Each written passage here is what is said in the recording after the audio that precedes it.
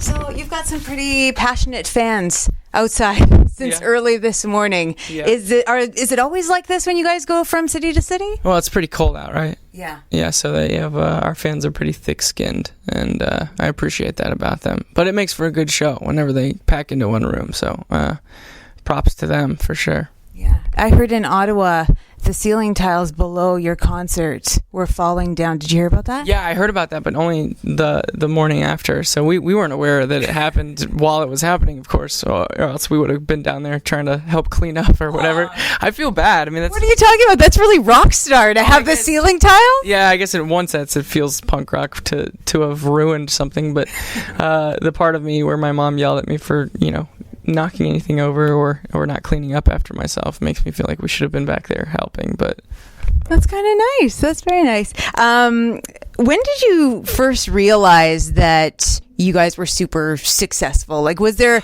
something particular that happened? It was like, oh my gosh, we've made it. Well, there's a few moments throughout my career so far where I've had that feeling. One of them is a very simple moment where Josh and I were able to quit our day jobs. Josh was working at Starbucks. I was working at a restaurant.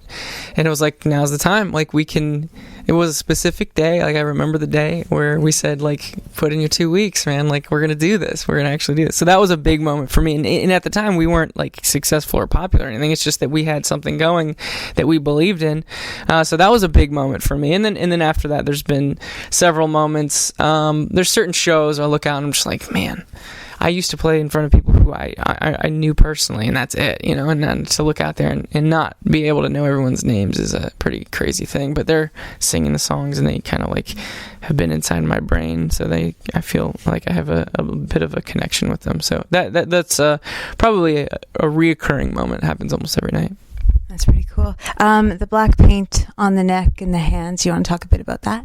Yeah, so the new record that we're touring on right now is called Blurry Face, and it's not really a concept record, but there's a common thread that runs throughout each song where this blurry face character is kind of this character I came up with that I like to say I met in another dimension, but really he represents a lot of the insecurity that one would struggle with or go through, and for me to kind of have that focus, to put those insecurities, give them a name, a face, a seat across the table to look at, really helped me write the record. And then I felt like the way to kind of manifest that character on stage is black hands and black neck with the makeup that I put on. And for some reason, what I create as an artist with my hands is something I'm most insecure about. Like when you make something and then you want to show someone and you find out in that moment whether or not you're good, and people usually try to avoid those moments, so that's why it's on the hands. And then on the neck, I think that the best way of describing some insecurities for people is this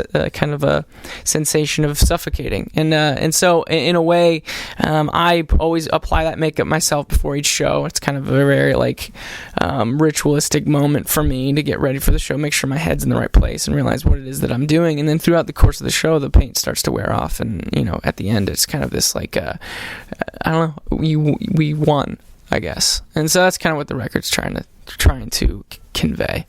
So yeah, it's like a metaphor. By the end of the show, they've accepted your art and everything, and you can expose yourself a little more. Right, and I look sweet. Yeah, well, obviously. Have you ever gotten it on something that it shouldn't have been on, the paint rubbed off somewhere? Well, it's alcohol activated, meaning it can only be applied with like 90% like rubbing alcohol, and then it can only be taken off with, other than like friction and a little bit of sweat, it'll start to come off over the show, but it doesn't really come off on anything. But if you do look down at my piano, it's just looks disgusting. Does it come off? It does over the course of a tour for sure. So yeah, I get it kind of all over the place. Sometimes right after I'll apply it, I have to make sure I don't like itch my nose or like anything, because I'll take a show and realize that the entire time I was up there with like black on my eye like lids or something like that. So yeah. You guys have done a lot of music festivals, a lot of touring. Have you met any of your heroes along the way?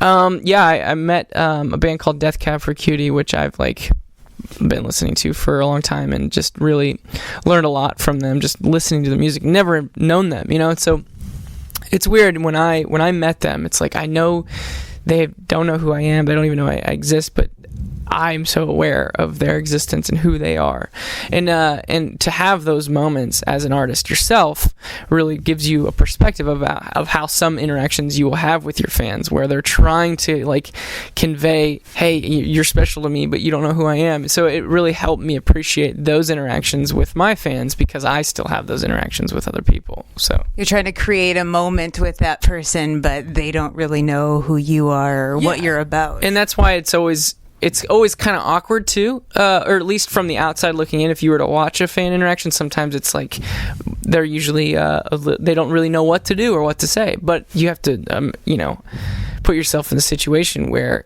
like I said, I may not know who they are, but they know who I am, and that's a weird dynamic to start any sort of conversation with. So I never look down on them for any sort of awkward conversations, or maybe they don't know what to say, and because I do the same thing to my favorite artists. So what should a fan do if they're coming up to you? I just tell me what they're thinking, how they feel. I mean, something I have learned as I've kind of like crawled slowly into the spotlight is no one's that impressive. No one is that like high up that you can't even, you should be nervous to talk to them, that you should worry about bothering them, that you should worry about, what they think of you. It's just, everyone's just a human being. And so honestly, seeing some of that success has stripped away some of that mysticism and from famous people for me, and now I'm just kind of like fearless of them, as where before I was just looked up to famous people as if they were untouchable, and now that I'm kind of creeping into that, I'm just like, I'm no one that should be famous or popular or anything. And so if that's the case with me, then that's probably the case with them too. So it's kind of helped me put in perspective what fame really is all about. I hear your mom is a big Will Ferrell fan. What's her favorite movie? Oh man, she loves Elf. We watch that almost. Every mother does. Yeah. So she just gets a kick out of that, and so yeah, I was lucky enough to have met Will Ferrell one time. It was very quick in passing, so I don't mean to like name drop, but my mom was really thrilled about that. So I got to tell her that I met Will Ferrell. Any other heroes who you want to meet? Like, who's on your list? I've not met Brandon Flowers from The Killers. That'd be cool. I've learned a lot from him, and he doesn't even know it. I'm trying to think who else.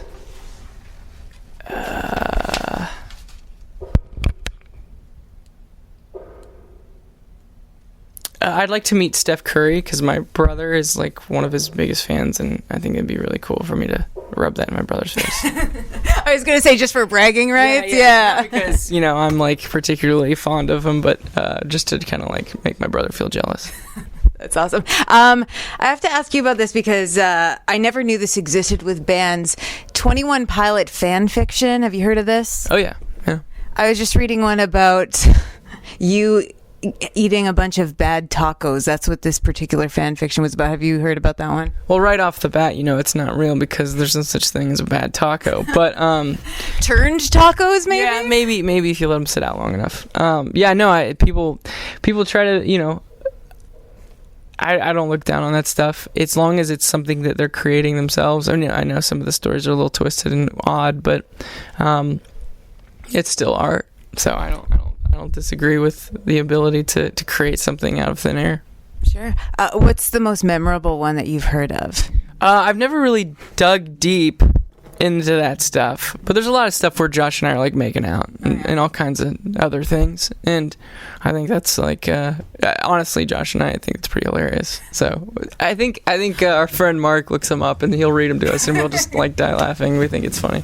It's a great way to pass time on the tour bus. Oh yeah. Did you know that this fan fiction about musicians existed before you guys rose up? No clue. I had no idea that was a thing until it was started writing about us, and so I think it's great. Oh, it's flattering, at least. Yeah, exactly.